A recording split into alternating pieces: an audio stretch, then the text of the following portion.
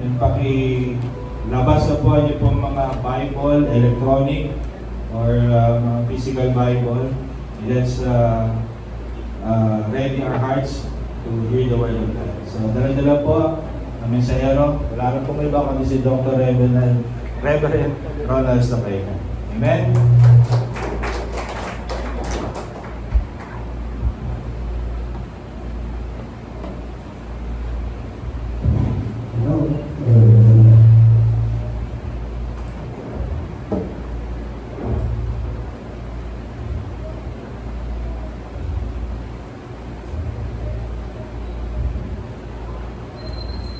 Yes, isang magandang umaga sa ating lahat. Salamat sa Panginoon dahil tayo patuloy na ginagawa sa lugar ito kung tayo magkakasamba sa Panginoon. And today is the last day ng ating team, and I hope you still remember yung ating team for this month is about what? Achieving the goal. Achieving the goal. Meron isang kwento, and maybe some of you na narinig na yung kwento nito na meron isang babae na she wanted to become a lawyer. But of course, to become a lawyer, hindi ka agad basta-basta nagiging lawyer after na iyong pag-aaral. You need to undergo na mag-exam ka sa tinatawag ng exam. So itong babae ito, dahil sa kagustuhan niya, meron siyang goal sa buhay niya na maging full rights na lawyer. What she did is kumuha siya ng bar exam, or rather nag-enroll siya sa isang tinatawag na board review. Habang siya nag-board review, ginawa na meron ng self-review din, no? And the reason kung bakit siya nag-board review, so wanted na ma-enhance pa yung kanyang knowledge. But unfortunately, habang siya ay nag-review ng kanyang board exam para sa bar exam, nangyari na-discover sa kanya na meron siyang cancer. I think siguro sa stage 1 or stage 2 cancer. At sa ganung situation, I cannot blame her na to-stop yung kanyang tinatawag na ang kanyang review. Kasi siyempre, nasakit naman siya. So why, bakit pakailan ituloy yung kanyang tinatawag ng board exam? Ang kanyang bar exam at pag-review. Dumarating yung time na habang siya nag-aatin ng board review, may time na nakakatulog siya. Masakit ang ulo niya hanggang sa dumating na siya ay tinalbo. No? But the good thing is, kahit na po siya ay nakalbo, kahit siya ay nag-a-under sa mga tinatawag na mga chemo, dahil sa kagustuhan niya na meron siyang goal sa buhay niya to become a lawyer, nagpatuloy siya. And to make the story short, despite na kanyang kalagayan, she became a lawyer. Because yun kanyang goal, no? Ano ba yung kanyang sitwasyon, ano ba yung kanyang katayuan, she wanted to achieve his goal, her goal to become a lawyer. How about us, mga kapatid? Do you have a goal? Meron ba kayong goal sa buhay nyo? What is your goal? No. Ang goal natin, may itong short-term goal, may itong long-term goal. Long-term goal. But the important is you have a goal. Anong goal nyo sa buhay, kapatid? Anong aim nyo sa buhay? You want to achieve your goal. Ang title ng ating message sa umagang ito ay pinamalakan natin God's principle to achieve your goal. Maraming mga principles sa mundo na sinasabi nila, ito yung pamamaraan. No? Principles sa kung saan ma-achieve mo yung goals. But itong goals na ito ay kakaiba. Hindi galing kung kanino.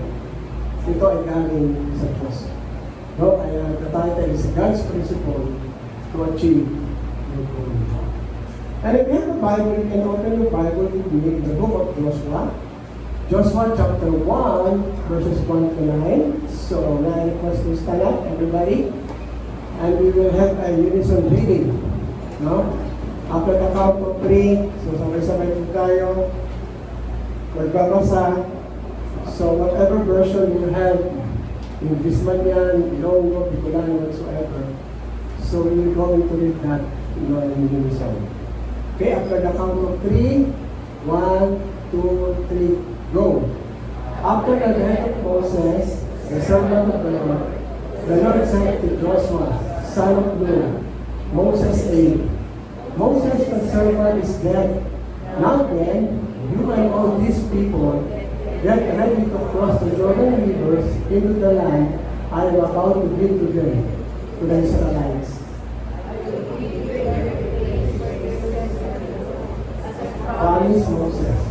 Your territory will extend from the desert to Lebanon and from the great river, the Euphrates and the Hittite country, to the Mediterranean Sea in the west. No one will be able to stand against you all the days of your life. And I was with Moses, so I will be with you. I will never leave you, nor forsake you. Be strong and courageous, because you will lead these people inherit the land I swore to their ancestors to give them. Be strong and very courageous. Be careful to obey the law of my servant Moses gave you. Do not turn from the right and the left, that you may be successful wherever you go. Keep this book of the law always on your lips. Meditate it day and night, so that you may be careful to do everything written in it. Then you will be prosperous and successful. May the Lord bless us upon the reading of His words. Kami yung mga kampo. Meron pa? Meron pa pala. Okay, tuloy natin. I am not commanding you. Be strong and courageous. Do not be afraid. Do not be discouraged. For the Lord your God will be with you wherever you go. May the Lord bless us upon the reading of His words. Tayo po yung mga kapuna. Panginoon, tunay niyo po na kayo nakakasagsig ng aming buhay. Alam niyo, Lord, yung desire ng aming puso, ang laman ng aming isip. Ano man po yung mga bagay na nais namin i-achieve sa buhay namin. And sometimes this goal, Panginoon, na hindi namin i-share sa ibang tao. But sa inyo, Lord, ito po ang i-share namin sa inyo. And this time, Panginoon, we pray na nakita po namin yung principle na nais niyo po upang aming ma-achieve yung aming goal sa buhay Panginoon. Samahan po kami ng Santo Espiritu. Give us Lord wisdom and knowledge so that we can understand your words, Panginoon. At patuloy kami mapuran ng kapayapaan at kaayusan sa lugar na ito and continuous asking your servant the guidance and the help with your Holy Spirit. In Christ we pray. Amen. Again, the title of our message is God's Principles to Achieve Your Goal. And I hope all of us ay meron tayo na kanyang personal goal sa buhay natin. And the first goal, principle, na ibinigay ng Diyos sa atin ay makikita natin sa verse 7 ng ating talata. Verse 7a, sabi ka, be strong and very courageous. The first principle, if you want to achieve your goal, whatever is that, you need to become strong and courageous. Okay, that is the first principle. Ang background ng ating passage, like what we read, si Moses po was already dead. No, patay na si Moses. At kailangan, merong mag-lead sa mga Israelites. No? Na kung saan, ay magiging tagapanguna upang marating nila yung promise na pinakako ng Diyos sa mga Israel, sa kanilang mga forefathers, and even to the Israelites at those time. Kaya sa chapter 1, kung papasahin natin doon, ay kinumisyon ng Diyos si Joshua or what? Para to lead the people of Israel. And a very obvious, when the Lord commissioned Joshua, ano kanilang goal? What is goal na binigay ng Diyos kay Joshua? even to other Israelites. What is their goal? To achieve the promised land, to conquer the promised land. Yun ang kanilang goal. No? Ma-conquer nila, ma-achieve nila yung tinatawag na promised land, which is the Canaan. Sa ating passage, if you're not mistaken, pag binilang nyo po, yung be strong and courageous, so pag binilang nyo po, tatlong beses ginamit. Be strong and courageous, be strong and courageous, be strong and courageous. So tatlong beses ginamit sa passage natin. Okay? So you can count that na tatlong beses na inulit-ulit. The reason kung bakit pa ulit-ulit sinabi ko ng Diyos kay Joshua, bakit na inulit-ulit ng Diyos kay Joshua? Joshua, be strong and courageous. Joshua, be strong and courageous. Bakit pa ulit-ulit na sinabi ko ng Diyos kay Joshua? No? Because the Lord knows yung challenge na pagdadaanan ni Joshua at ang mga Israelites. Na hindi ganun kadali to achieve their goals, plus the fact they have not enough experience to fight in war because they became slave in Egypt na 440 years. No? Kung baga sana parang pinulit-ulit ng Diyos si Joshua, be strong and courageous. Paulit. And the reason kung bakit iulit-ulit ng Diyos yun, like I said while ago, na itong sila Joshua at ang mga Israelites, no, talagang it's not very easy for them to conquer the promised land. Why? Because they became slave in 440 years in Egypt. They don't have no experience in fighting. No? So kung baga sa ano, kung wala sila experience, paano sila mananalo? And also, alam ng Diyos na maraming challenge na silang mararanasan bago nila ma-conquer ang promised land. Even sa atin, if you have a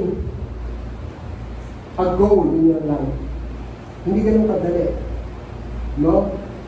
Ma-achieve yung goal mo sa buhay o sa buhay natin. It's not very easy, kukunin lang natin, tapos ayan, no, you need to strive. You need to do something. You need to do hard work. No, hindi ganun kadali. Kung meron ka goal sa buhay mo, hindi yan ito ganun kadali. You need to do something hard work. And there's a lot of challenges na hinarap ng mga Joshua at ng mga Israelites before they conquer yung tinatawag na promised land.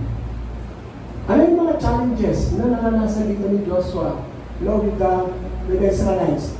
Number one, ano ito? Crossing the Jordan River. Bago sila makarating dito sa promised land, they need to cross sa Jordan River. At doon sa Jordan River, hindi sila basta-basta makakatawid. Why? Kasi yung tubig doon, tumataas. No, kung tumataas yung tubig at tumawid sila, there's possibility na malunod sila. Mamamatay sila. No? Ganun kahirap.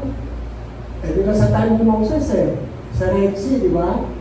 Nung hinati ni Moses yung dagat, before na hinati, ang dami ng mga Israelites na nagmumormon. Bakit tayo tatawid dyan? Malulunod tayo. As na naman. Ano? Another river, Jordan River. Napakalalim na dagat. Tapos yung tubig doon, tuloy-tuloy yung flow. Tumataas yung tubig doon. But you know what God did? In-stop ng Diyos yung pagtaas ng tubig. So that's why, yung mga Israelites, si Joshua, nakatawid sila doon, patungo doon sa tinatawag na promised land. Diba sa first challenge pa lang, ang hirap na. Tatawid sila doon sa river, na pwede sila malunod, pwede sila mamatay.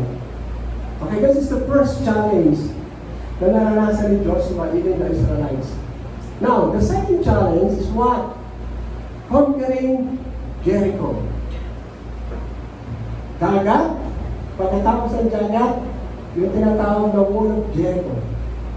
Yung Wall of Jericho, bago ka makapunta mo sa promised land, kailangan mo muna what? Kailangan mo muna itong Wall of Jericho na ito masira. kailangan mo muna ito makadaan. But the problem, itong wall of Jericho is very fortified, napakatibay. At ang wall nila doon, dalawahan yung wall nila doon. No? Pag may wall dito, susunod pa na wall. Tapos sa taas, meron silang parang watchtower na nagbabantay. Tapos ang mabigat pa rito, pag dumaan ka sa kanila, yung dadaanan mo lang, kapirasong daan. Tapos may mga tao sa taas. Kapag dumaan ka doon, anong pwede gawin ng mga taga-Jordan o taga-Jericho? Pwede kanilang pagsakan ng bato. Pwede kanilang patayin doon. Kasi napakaliit lang ng lugar. Okay? Siguro sabi ng mga Israelites, kay Joshua, huwag na tayo tumuli dyan. No, kasi yung mga tao dyan talagang malulupit. Saka paano natin masisira yung wall of Jericho? Na paano tayo makakatawid dyan? So anong ginawa ng Diyos? Nasabi kay Joshua, Joshua, doon sa wall of Jericho, umikot kayo. How many times? 7 times. Then after the 7 times, na pag-ikot nila doon, anong ginawa ni Joshua? Sabi ng Diyos kay Joshua, patugtugin yung trumpet. And then after 7 days, and then they blow the trumpet, what happened to the wall of Jericho? They fall. Bumagsak. Nasira. Pero kung sila lang ang titignan, it's very impossible to conquer the wall of Jericho, to destroy the wall of Jericho. No? Very, very impossible. And that is the second challenge. First challenge is what? Crossing the river, no? The Jordan River. Second one, conquering Jericho. Pangatlo, yung tinatawag na obtaining the obedience of the Israelites. Okay? Joshua had to stir up the faith of his army and demand their obedience to God's word. No, kailangan i-stir up, kailangan itaas ni Joshua yung mga faith ng mga taga-Israelites. Remember si Caleb and Joshua? Di ba nag-spy sila sa ano? Ilan sila nag-spy doon? 10. Di ba? Pagbalik nila para mag-report, sabi ni Caleb at ni Joshua, nung nag-report sila sa mga, sabi, lusupin natin. Lusupin natin yung promised land. Makukonquer natin sila doon. Sabi niya, sagana. Ang lupay na yun. Sabi niya, flowing milk and honey. Pero ano sabi ng 8? Wag! Huwag tayo pupunta roon. Kasi bakit? Yung mga tao doon is like a giant. We're just only grasshopper. Okay? Kasi ang kanilang height doon, ng mga tao doon, nasa 9 feet. 9 feet ang taas. Tapos sila, ang liliit nila. Kaya sabi nila, ang tingin sa kanila is mga grasshopper. Ang sabi nila, titirisin nila doon, papalayin nila. At the same time, tibatigin po, yung mga tao doon, na Israelites, wala silang faith. May faith man sila, pero hindi ganun katulad ni Caleb at saka ni Joshua. Hindi ganun kayo strong. But Joshua need to stir up yung kanilang faith. At the same time, na Joshua encouraged them to become obedience to God's word. Alam mo, pag sa isang grupo, lahat kayo nagkakaisa, 10. Tapos sa mga grupo na yon, parang merong ayaw, ano nangyayari doon? What happened? Na-apektuhan yung iba. Okay? Si Joshua ganun. Ready na sila to counter. Pero sabi ng mga Israelites, teka. Sabi niya, huwag tayo pupunta doon. Kaya ginawa ng Joshua, in-stir up yung kanilang faith, and then tinuruan din sila ni Joshua, what? Not to trust, but to obey on God's word.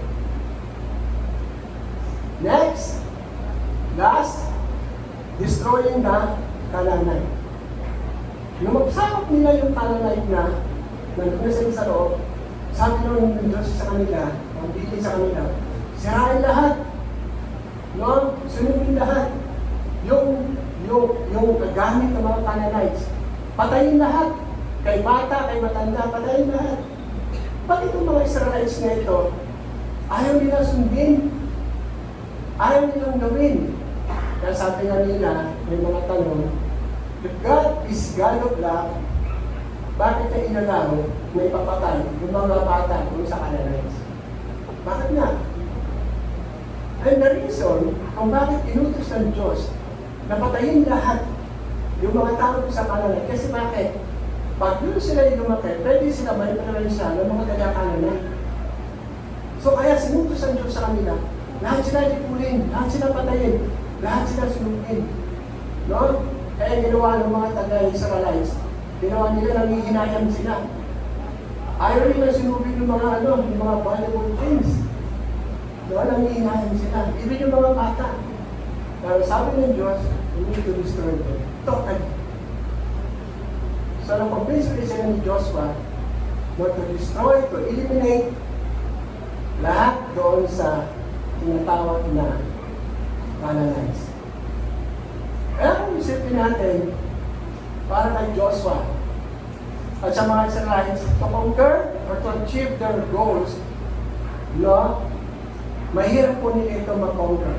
Because there are a lot of challenges. But what God said to Joshua, no, when the Lord says to Joshua, be strong and courageous. Noon sinabi ni Joshua, nandiyan kay Joshua, Joshua, be strong and courageous. Hindi po sinasabi doon na, ikaw Joshua, magpakatatag ka, magpakatibay ka. Hindi. Nakuha yung point ko? Kasi ang kausap ng Diyos, sino? Si Joshua. Sabi magpakatatag ka, Joshua. Maging matibay ka, maging matapang ka. Parang isipin natin, si Joshua mismo, kailangan gumawa na maging matatag siya. Okay? At maging courageous. But, no? But dito po sinasabi dito, when the Lord said to Joshua, be strong and courageous, He wants Joshua, okay, listen, nung sinabi ng Diyos, Joshua, be strong and courageous, God wants Joshua to trust in God's strength and power. No? Hindi sinabi na, ikaw mismo magpakatapang ka, magpakatatag ka. Pero ang point ng Diyos kay Joshua, Joshua, sabi niya, mag-trust sa akin ka, mag-trust ka sa akin to my strength and power. Kasi kung si Joshua, sa strength and power niya, siya mananangan, I don't think to conquer conquer the promised land. No? He must learn to lean on his own understanding and not to trust in his own strength. Kasi tayo, kapag tayo mayroong goal, we always depend on our own strength. Diba?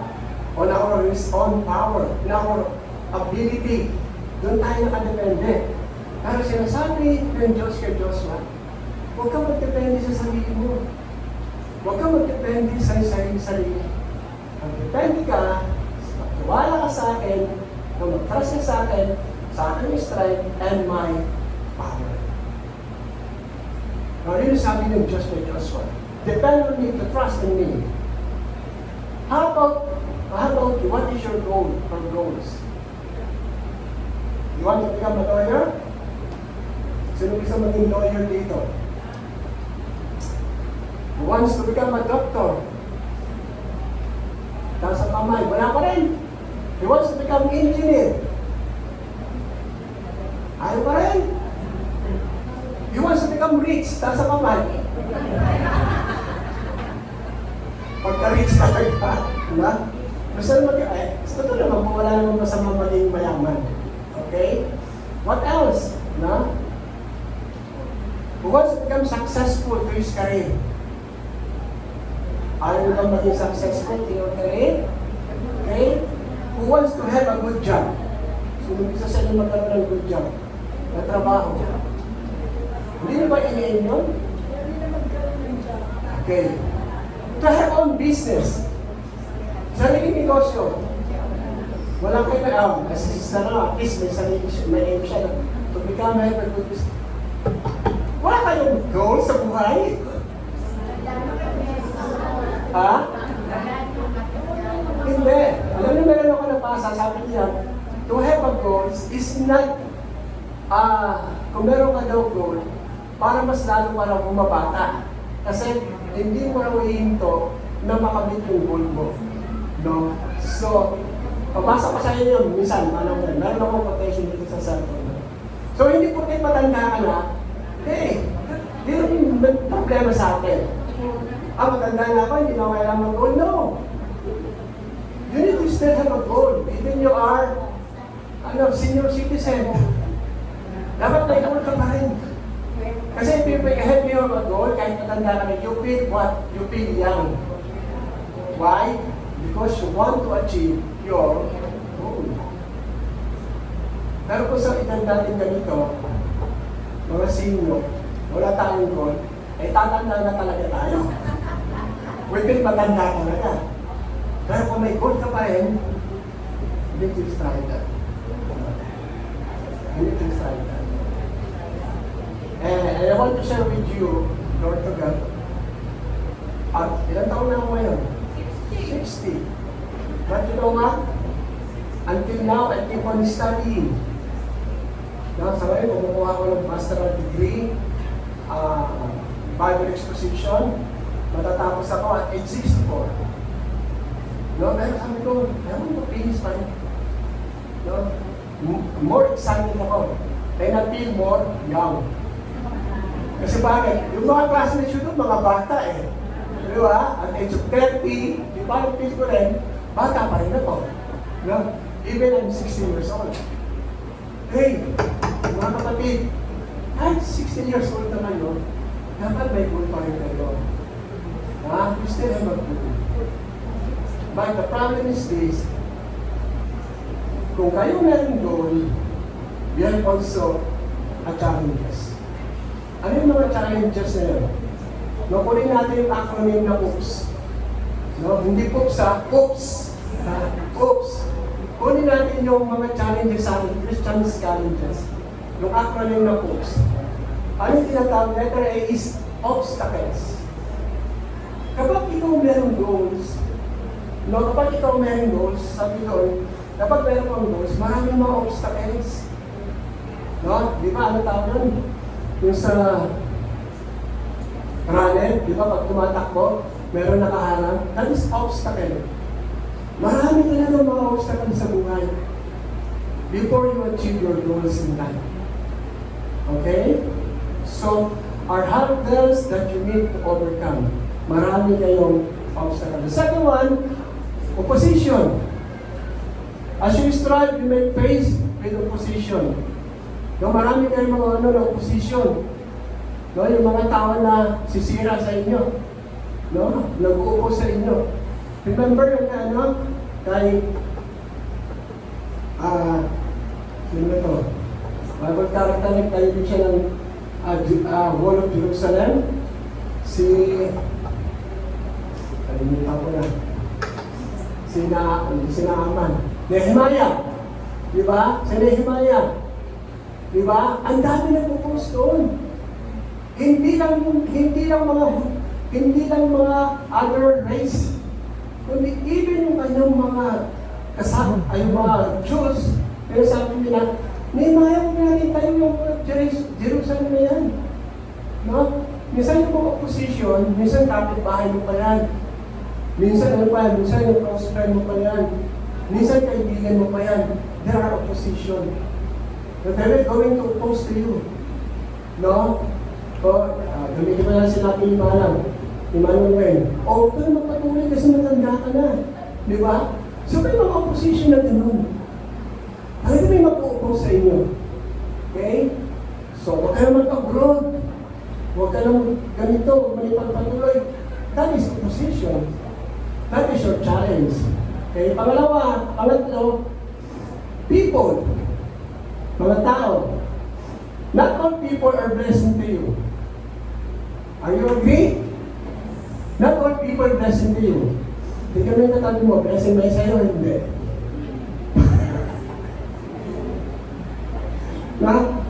So, hindi lahat ng tao ay blessing para sa'yo. Okay? Some will actually test and try you. Because every is different. It is difficult to blend well with everyone. Minsan ang hirap mag-blend. Lalo kung magkaiba kayo ng pananaw. What else? Just as some of people like you, and others don't. May mga tao na ayaw sa'yo. Di ba? So may mga tao naman, may gusto sa'yo. Kaya ito yung mga hindrances. Ito mga tao ito. Ang apat, yung tinatawag na suffering. Not all suffering is external. Some suffering can be caused by illness or disability or came to consequence our action. Minsan may sakit ka na, kapatuloy mo pa yung goals mo. Like yung babae sa introduction mo, na gusto maging lawyer. Ano sakit niya? Cancer. Pero hindi naging dahilan yun para hindi niya gusto yung kanyang aim, goal sa buhay to become what? To become a lawyer. No? To become a lawyer. May sinabi si Dr. Billy O. Ano sabi ni Dr. Billy O? Lahat ng bagay, pinaghihirapan. Okay? Hindi matamis ang tagumpay kapag walang hirap. Diba? Parang alam mo, pag ma-achieve yung goal nyo, marami kayong manaranasan na hirap. Pero once na-achieve yung goal nyo, napakahirap, napakatamis. Kasi bakit? Alam mo, na ikaw naghihirap ka, alam mo, ikaw yung gumawa. Okay? Kaya sa iyo kapatid, gaano mong kaliit, kalaki, o kahirap ang iyong goal sa buhay, you should continue to pursue that. No matter what, if you want to achieve, that you should not depend on your own strength, or ability, or wisdom. Only God is strength. Sa Diyos lang tayo umasa. Huwag sasalihin natin ang abilidad. Kung meron kang pangarap, merong aim ka sa buhay, merong goal ka sa buhay, don't depend on yourself. Just only depend on God, to trust God, to His strength and His power. No? Remember, you are limited. God is unlimited. Okay? You are finite. God is infinite. You are unwise. God is wise. At sabi niya, Nelson Mandela, sabi niya, courageous or courage is not absence of fear, but the triumph over it. No? Nandun pa rin yung fear. Pero pag nandun yung courage mo, na-overcome mo yung fear because of your courage. Now that is the first principle. If you want to achieve your goal, you need to become strong and courageous. Hindi ikaw mismo kundi you need to depend on God, to His strength, to His power. Kasi we're nothing. Wala tayong kakayanan, kundi ang Diyos naman. Okay? Next. Thank you.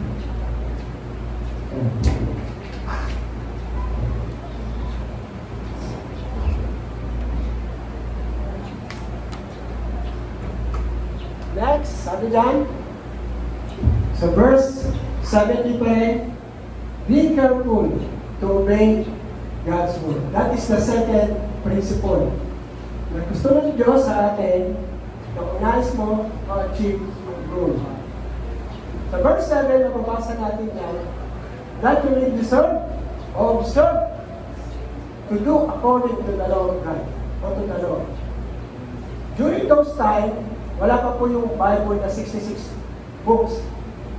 No? Sa time ni Moses at ni Joshua, no? Ang ginagamit pa lang ng books nila doon, 5. Ang tawag doon ay Pentateuch, no? 5 books of Moses. Yun ang ginagamit nila sa panahon nila ngayon. But this time, ilang books ang ginagamit natin? 66. Ilan sa Old Testament?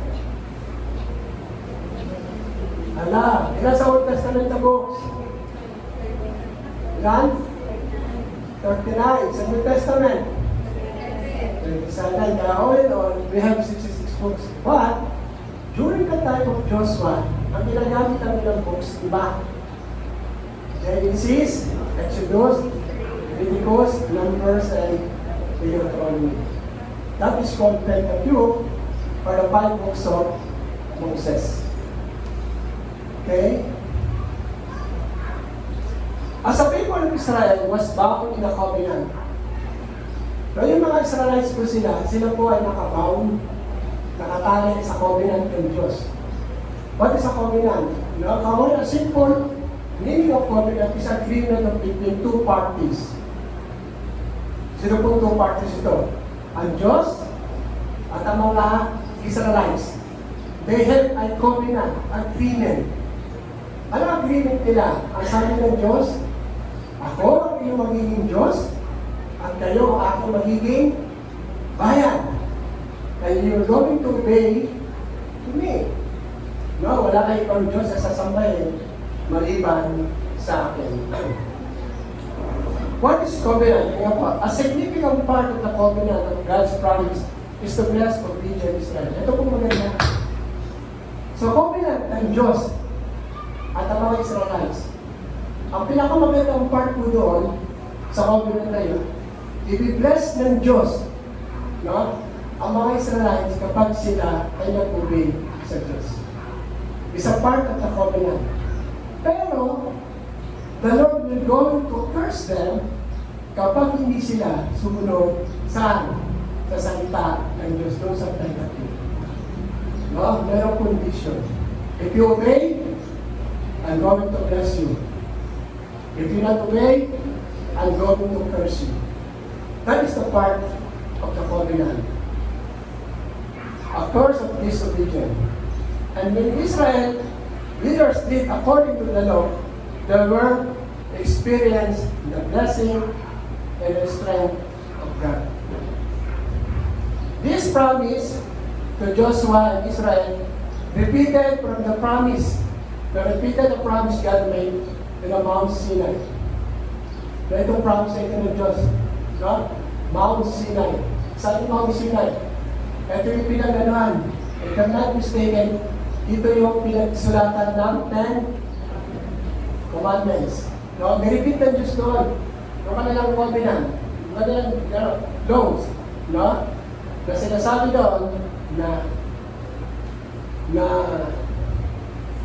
the promise of God sa Mount of Sinai. Okay? That God promised to defeat Canaanites and to give Israel their lands. Yun ang promise ng Diyos sa mga Israelites. No? And dinipit natin ang mga Canaanites at ibibigay ko sa inyo ang lugar. If Israel would obey, okay, bigyan natin ha, if Israel obey Him, you indeed obey His voice and do what I expect, that I will be enemy to your enemies and adversary to your adversary. Sabi ng Diyos, pag kayo sumunod sa akin ang utos, no? Sabi niya, ang kalaban nyo, magiging kalaban mo rin. No? Kasi bakit? They are obeying in God's word. No? Nag-obey sila. At ano pa ang sabi pa ng Diyos kay Abraham about God's law? Do not turn into the right hand or into the left. Okay. What does it mean? Hindi dapat nag-obey ang pagsunod sa God's law. Ito yung God's law. Ito yung utos ng Diyos. No? Sabi ng Diyos kay Moses, huwag ka dapat mag-turn to the left, turn to the right. Ang sabi ni Moses, ng Diyos kay Joshua, kung ano ang sinasabi sa aking kautusan, you need to do that. No? Sundin mo kung ano yung aking sinasabi. You must obey. No? You must obey. Mahirap man tanggapin, dapat mong sundin ang mga Israelites sinasabi ng Diyos. No? Na kung ano yung sinasabi sa Bible. Mahirap ba sundin ang kautusan ng Diyos? Sa tingin nyo? Diba sa Pentateuch, mahirap ba sundin yung kautusan ng Diyos? Of course, mahirap. No? We must obey. And probably yung problema sa maraming Israelites. Alam niyo po ang problema sa maraming Israelites sa Old Testament, kaya sa problema natin ngayon. Ang problema ngayon, may mga Israelites, namimili lang sila kung ano yung kanilang susundin. Okay? Maging sa panahon natin ngayon, may mga Kristiyano, pag nakabasa ng Bible, nagbasa ng Bible, Kasi sinabi ng Diyos, ito dapat mong gawin. Sa panahon ng mga Israelites, basa ng Pentateuch, ang problema sa kanila doon, kapag hindi nila feel na sumunod, hindi sila susunod. They will not going to obey. At maging, nakakalungkot din, maging sa panahon natin ngayon, maraming Kristiyano ang hindi sumusunod sa utos ng Diyos. No? I will give an example. Sabi sa Bible kay Corinto, huwag kang makipamatok sa di mananampalataya. Eh kaso guwapo. Di ba? Eh kaso maganda. No? Ano susunod mo? Turn to the left? O turn to the right? Parang kanta, no? No? So, sinasabi ng Diyos, huwag kang makipumatok. So, meaning to say, you must obey. No? Ano pa? You need to forgive for those people na nagawa sa inyo ng pagkakamali. Eh, paano yung tao yung mabigat yung pagkakamali na nagawa sa iyo? Are you going to forgive them? Or not? Diba? Minsan, naiiran natin devotion. Okay, another thing. Ito na yung mabigat. Ang sabi ng Diyos, no? Just render your tithe. Diba? Pero minsan, nakakalaman, there are some Christian, hindi nila feel, no? Na magbigay ng tithe. Sa kanila, kung ano na yung gusto nila, kung ano yung nararapat, yun ang ginagawa nila. Sabi na, obeying the law. Ang sinasabi din ng Diyos kay Moses, or rather kay Diyos, not to turn to the left, not to turn to the right. Kung ano sinasabi ng Bible, kung ano sinasabi ng Scripture, masakit man tanggapin, mahirap man tanggapin, pero sinasabi ng Scripture, what you're going to do? You need to obey. Pastor, ang hirap naman yun eh. Wala tayong magagawa. Yun ang sinabi ng Diyos. No, you need to obey. You want to bless? Di ba anong kondisyon ng Diyos? Ano pa ganun niya? If you obey, I will bless you. If you not obey, I will curse you. Ano gusto nyo? Blessing or curse? O pagka-curse gusto nyo, okay, sumunod sa utos ng Diyos.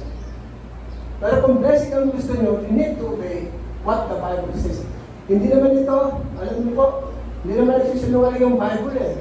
Bible is the Word of God. No? Yung mga pastor, leaders ng church, ginagamit lang yan. But they are not the one to proclaim o nagpuputos to do something. Only God. And all of that is written in His words. No? Kaya si Joshua, tingnan niyo po.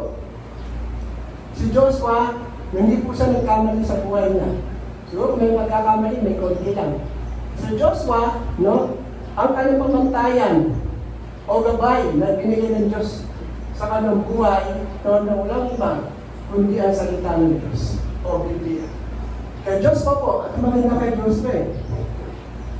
Ang gabay niya, patnubay niya sa araw-araw, wala pa yung time na scripture wala pa yung 66 months Pentateuch pa lang. Ang gabay ni Joshua, ang Bible.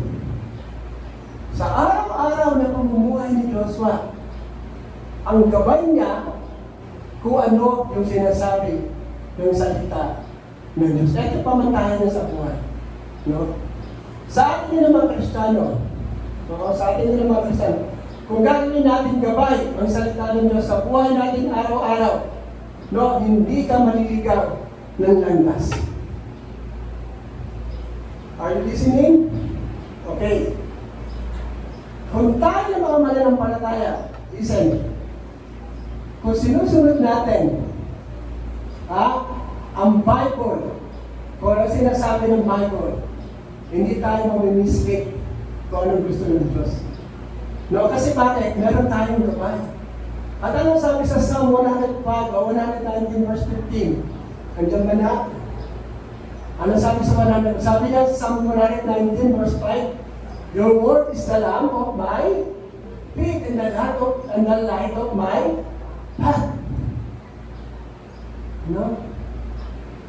Then, ano sabi ng Diyos kay Joshua? Dapat ito yung gabay natin in order also to achieve your goals. Dahil, kung ang salita ng Diyos ang magiging gabay sa buhay, hindi ka maliligaw at hindi ka magkakamali sa anumang desisyon mo sa buhay. This is the important and the value of God's words in your life. Okay? Ito yung ano natin gabay eh. Pag wala tayo neto, wala. No? Naalala ko tuloy si Kim P. De Leon. No? Si Kim P. De Leon, in-interview siya ni Boy Abunda. Minsan hindi na ako chismosa rin. In-interview siya. No? Si ano pala, yung P. De Leon, at saka tatay na, I think 3 years or 5 years sila nila nag-usap. You know what? Yung si Kim P. De Leon, nakakilala sa Panginoon, naging born again siya. Every time, nung nagbabasa sa Bible, ang parati sinasabi, restore, reconciliation, magkaaway sila mag-ama. Parang isang subdivision lang sila, pero hindi sila nakikita. I don't know kung ano yung cause, pero palagi ko yung cause, yung inalis ata si Kim P. De Leon sa Itbulaga. Hindi rin ako chismoso, no? So, gano'n natin yung sitwasyon. Now, no, yung si Kim P., yung nagbabala sa salita ng Diyos, yun ang nababasa niya parati, reconciliation, restore ang relationship. Alam mo, sabi niya, iyak sa nang iyak. Sabi niya kay Boy Abunda, kung ako lang, hindi ko kaya gawin. Pero by the help of the Holy Spirit, nagawa ko ang pakumbaba sa tatay ko. And now, they have reconciled. They have a good relationship. Kasi bakit? Ang gawin niya ito. Kasi kung tayo lang, di ba? Marami nga dyan, ina. No? Ama, matagal na pala, hindi nag-uusap. Di ba? Magbiyanan, magpalae. Matagal na panahon, hindi maayos ng relasyon. Pero if you read the Bible, no, that is your guideline in life. At ano sabi niya, no, yung Diyos kay Joshua, meditate day and night. Ang problema lang natin ganito. Kaya hindi natin nakukuha yung gawin ng Diyos. Nagme-meditate pa tayo. Nagbabasa pa tayo ng Bible every day. Ngayon, kung hindi tayo nagme-meditate o nagbabasa ng Bible every day, no? Lakas ako. Nagulat ako pa. Kasi nagulat ako. No? Pag meditate tayo, ano yung guidelines natin? Ano yung patubay natin? Wala. Kasi alam mo po, ito yung sinasabi ko nga, this is the important and the value of God's Word in your life. No, kung wala tayo nito, I tell you, ano yung ating magiging guidelines? Kaya, ang maganda dito, no, sinasabi niya, no, ng Panginoon Diyos kay Joshua, hindi mo lang siya dapat i-meditate. No, you need to observe. You need to follow or obey. No? Mahirap, Pastor. Mahirap. Pero you need to obey that. Because that is the word of God. What is the result? To become strong, courageous, and obey God's will. Ano sa result yan? No? Verse 7. Halika sa verse 7. Na ating talata na. Ano sabi dyan? Verse 7 and 8. 8 na lang na. Okay, sabi yan, no? This book is what always done. What is the result? Verse, ayun naman, sabi, so that you will be careful to do everything written in it, then you will be what? Prosperous and successful. If you obey God's word, you will become prosperous and successful. And not only that, no, you will become also what? To achieve your goal. Okay? To achieve your goal.